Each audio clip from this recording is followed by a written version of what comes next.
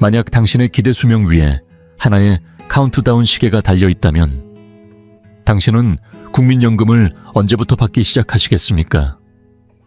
제 이름은 김진호 59세입니다. 정식 은퇴까지 이제 딱 1년 남았습니다. 40년 동안 대기업에 몸담으며 담배 연기 속에서 수많은 회식과 야근에 묻혀 살아왔습니다. 이 정도면 이제 해피엔딩이 찾아와야 할 시점 아닐까요? 하지만 인생의 끝은 그렇게 쉽게 해피엔딩이 오지 않더군요. 그날 장례식장은 고요했습니다. 강하게 밴 향냄새에 눈이 시릴 정도였고 박 부장님의 영정사진 속 얼굴은 이상하리만큼 평온했습니다. 너무나 평온해서 오히려 비현실적으로 느껴질 정도였죠. 등 뒤로 속삭이는 목소리가 들렸습니다. 저기 사모님 좀 봐. 강한 척 하시지만 너무 안쓰러워. 따님은 아직 저렇게 어린데. 우리 차례가 되어 헌화하러 다가갔을 때 향연기 너머로 사모님과 따님은 깊이 허리를 숙여 인사하셨습니다. 저는 어떤 위로의 말을 건네야 할지 몰랐습니다. 장례식이 끝나고 지하철역으로 향하던 길. 나와 최경화는 아무 말 없이 나란히 걷고 있었습니다. 그러다 그가 입을 열었습니다. 박 부장님 말이야. 은퇴하면 사모님이랑 세계 여행 다닐 거라고 아이처럼 들떠서 이야기하셨잖아. 경환의 목소리에는 씁쓸한 아쉬움이 배어 있었습니다. 뭐 결국 운명이라는 게 그런 거지. 괄호 끝에 뇌졸중이라니. 피할 수 있었을까? 그는 마치 남의 일인 양 말했지만 나에게 그것은 절대 남의 일이 아니었습니다. 오래전부터 내 몸 어딘가에는 카운트다운 시계가 조용히 작동하고 있었습니다. 그 이름은 바로 당뇨. 이 망가진 몸뚱이로 나는 과연 앞으로 얼마나 더 정상적인 삶을 살 수 있을까요?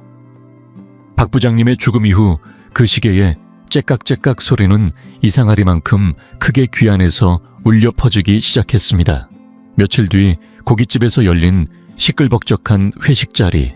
소주 기운이 돌기 시작할 무렵 최경환이 내 어깨에 팔을 걸치고는 고기 굽는 소리 사이로 떠들썩하게 외쳤다.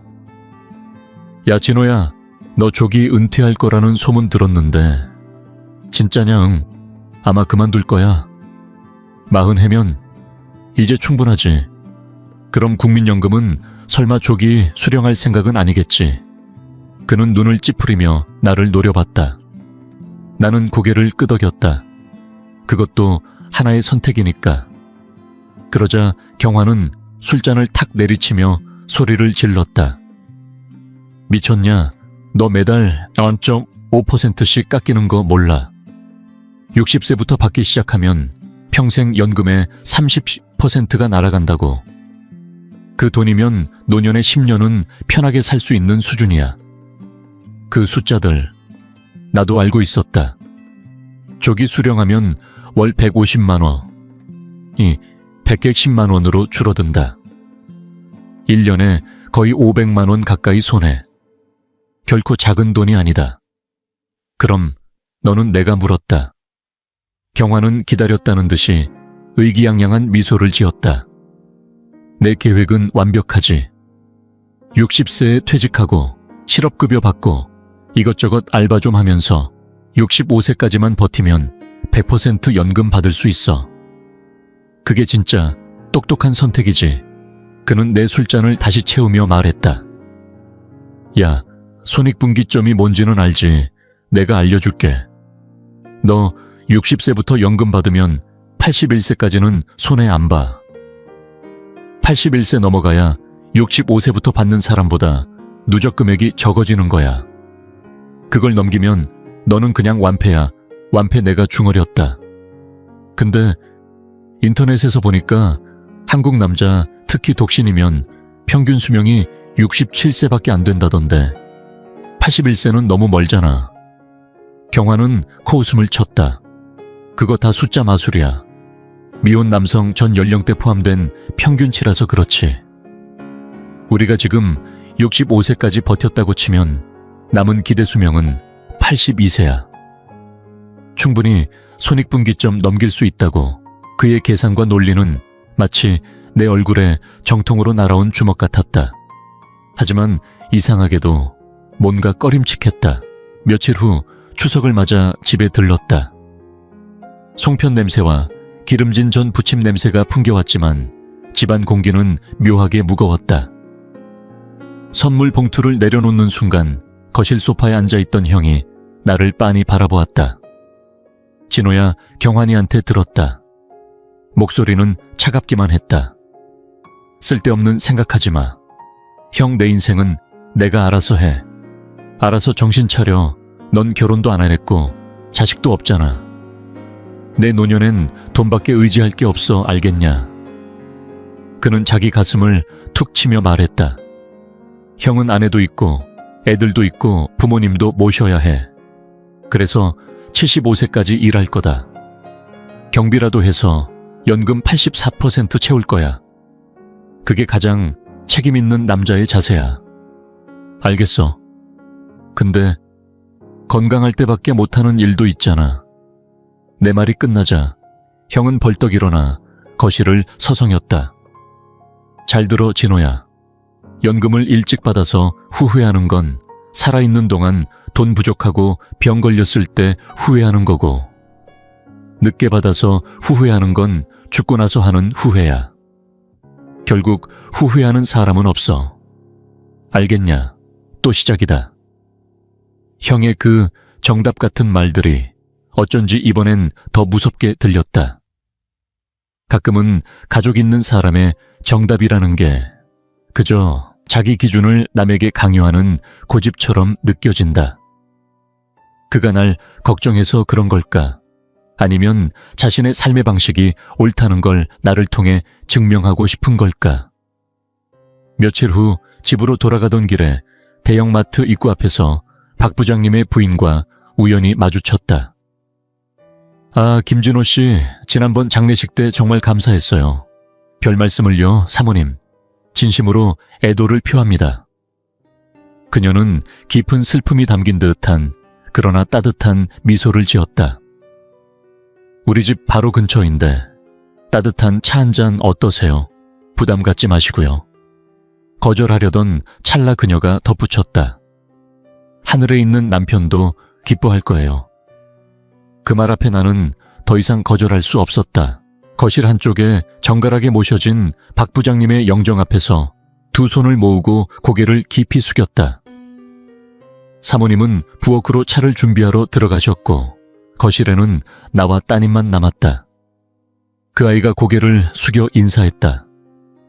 김진호 아저씨, 아빠에게 항상 잘해주셔서 정말 감사했어요. 아니다, 너희 아버지는 정말 훌륭한 상사셨어. 조금 머뭇거리던 그녀가 조심스럽게 입을 열었다. 그런데요, 아저씨 60세에 은퇴하신다고 들었어요. 그런 생각이야. 이제 일할 만큼 일했으니까. 내 말에 그녀의 눈가가 순간 붉어졌다. 아빠도 그랬어요. 일찍 은퇴하고 편하게 살고 싶다고 항상 말씀하셨는데 결국 계속 일하셨어요. 제 대학 등록금 때문이었어요. 그녀는 울컥 올라오는 감정을 꾹 누르며 깊게 숨을 들이쉬었다. 제가 너무 힘들게 일하지 말라고 할 때마다 아빠는 이렇게 말씀하셨어요. 우리 딸, 인생의 정답은 말이지. 눈 감는 순간이 되어서야 알 수 있는 거란다.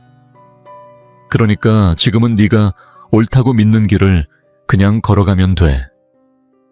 그 말이 내 척추를 타고 짜릿하게 내려왔다. 그래, 그렇다. 최경환의 계산, 형의 충고. 모두 일리가 있고 동시에 틀릴 수도 있다. 최경환 인생의 정답이 내 인생의 정답은 아니다.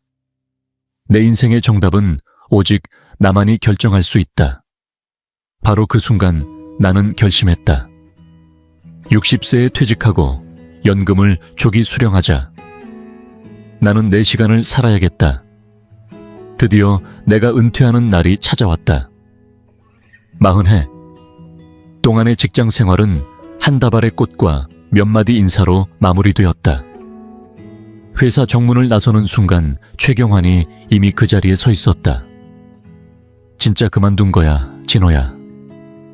그의 목소리는 묘하게 낯설고 복잡한 감정을 담고 있었다. 그래, 내 선택이니까. 건강은 꼭 챙겨라. 툭 던진 말투였지만 그 한마디가 내 가슴을 따뜻하게 데웠다.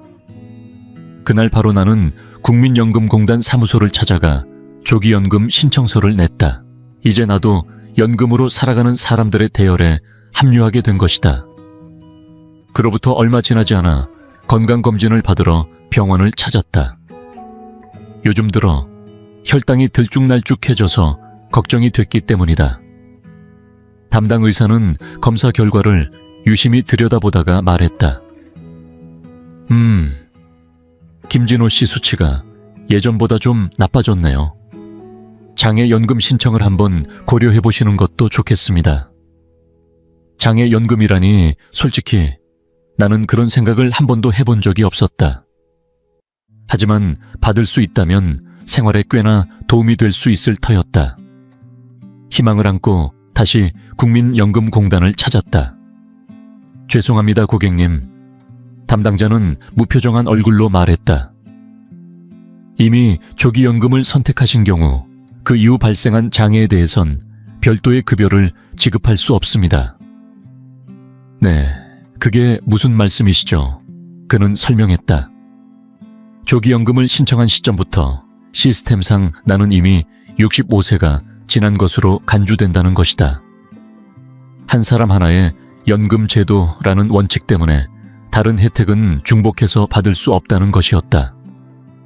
자유를 택한 대가로 복지의 안전망이 끊어진 셈이었다. 이 나라는 쓰러진 사람에게 한 발 더 걷어차는 데에 익숙한 것 같았다. 나는 그렇게 사회 밖으로 홀로 던져졌다. 매달 100만 원, 먹기 아껴만 원. 조금 넘는 연금으로 살아가는 삶이 시작되었다. 처음 몇 달간은 그저 무의미하게 시간을 흘려보냈다. 이대로는 안 된다. 이 자유는 그렇게 아무 의미 없이 소비되어서는 안 된다. 문득 내 오랜 꿈이 떠올랐다. 제주 올레길 완주. 아직 걷지 못한 아름다운 해안길들이 내 몸을 기다리고 있었다. 그래 가자. 나는 짐을 싸서 제주로 향했다. 걷던 중 어느 길에서 두 다리가 풀리는 것을 느꼈다. 야, 이 두 다리야. 벌써 방전된 거냐? 나 스스로에게 중얼거렸다. 하지만 지금 아니면 평생 기회는 없을 거야. 이 망가진 몸뚱이 지금이 마지막이다. 그날 밤 외진 마을의 작은 민박에서 쉬게 되었다. 공용 거실에 앉아 숨을 고르고 있던 찰나맑고 경쾌한 목소리가 들려왔다. 어르신도 올레길 걷고 계신가요? 이 지도 너무 오래된 거예요. 제가 알려드릴게요. 그렇게 나는 처음으로 윤수연 씨를 만나게 되었다. 그녀는 한때 간호사였지만 오랫동안 아픈 부모를 간병하느라 결혼의 시기를 놓쳐버렸다고 했다. 그래도 후회는 없어요. 그녀는 환하게 웃으며 말했다. 부모님을 제대로 모시고 난 후에 얻은 내 인생이에요. 누가 뭐라 해도 부끄럽지 않아요. 그 말에는 꾸밈없는 단단한 진심이 담겨 있었다. 우리는 말이 참 잘 통했다. 그날 저녁 우리는 함께 민박 식당에서 식사를 하기로 했다. 그런데 옆 테이블에서 술에 취한 남성의 투덜거림이 들렸다. 아이고, 연금 받는 건 좋은데 매달 세금이랑 건강보험료 빠져나가는 거 보면 진짜 피눈물 나지. 한 달에 15만 원 넘게 날아간다니까. 그 말을 듣는 순간 나는 문득 깨달았다. 내 선택은 틀리지 않았다는 것을. 65세가 되는 순간 이 연금 액수로 나는 저소득 가구로 분류되어 세금과 각종 공과금 감면 혜택을 받게 될 것이다. 이건 정말 큰 차이다. 방으로 돌아오는 길 수연 씨가 웃으며 말했다. 진호 아저씨, 방금 얘기 들었어요. 저소득 가구가 돼서 세금 감면 받는 거. 그거야말로 최고의 타이틀 아닌가요? 그거야. 결국 가난한 사람이라는 말이잖아요. 나는 웃으며 자조했다. 그렇지 않아요. 그건 아저씨만의 정답이에요. 그걸로 충분해요. 수연과의 만남은 회색 비치던 내 인생에 다시 색을 입혀주었다. 그 후 우리는 함께 제주의 남은 길들을 모두 걸었다. 그리고 나는 내 평생의 목표였던 올레길 완주를 드디어 이루었다. 그리고 나는 어느덧 84세가 되었다. 한때 최경환이 말하던 손익분기점이라는 것을 훌쩍 넘어섰다. 하지만 삶은 어땠을까? 매달 받는 연금은 100만 원 조금 넘는 수준. 이 오래된 낡은 원룸의 월세는 45만 원. 식비는 최대한 아껴서 25만 원. 전기세, 수도세, 가스비까지 15만 원. 물가는 계속 오르고 돈의 가치는 계속 떨어지고 있다. 남은 20만 원. 남짓과 얼마 안 되는 적금으로 병원비며 잡다한 비용을 감당해야 한다. 정말로 아슬아슬한 줄타기 같은 하루하루다. 어느 날 마트에서 하루 끝자락 세일 상품을 몇 개 사들고 나오는 길에 나는 문 앞에서 최경환을 다시 마주쳤다. 김진호, 너 아직 살아있었냐? 응, 나 오래 살아. 질기게. 나는 웃으며 대답했다. 넌 어때? 그 승자의 은퇴 생활은 좀 만족스러워. 경환은 한숨을 내쉬며 쓴웃음을 지었다. 말도 마. 아내가 먼저 갔어. 연금이 좀 많으면 뭐해? 함께 쓸 사람이 없는데 결국 은행에 숫자로만 남는 건데. 그랬구나. 그는 나를 천천히 위아래로 훑어보더니 문득 말했다. 근데 너 얼굴 되게 편안해 보인다. 뭔가 맑고 잔잔한 느낌이랄까. 그래, 나는 조용히 미소 지으며 말했다. 돈은 없지만 나는 좋은 시간을 얻었거든. 예전에 치열하게 다투던 우리 둘은 그 순간 같은 것을 깨달았다. 시간과 사람이 얼마나 소중한지를. 인생은 참 아이러니하다. 시간이 흐르며 내 몸은 점점 말을 듣지 않게 되었다.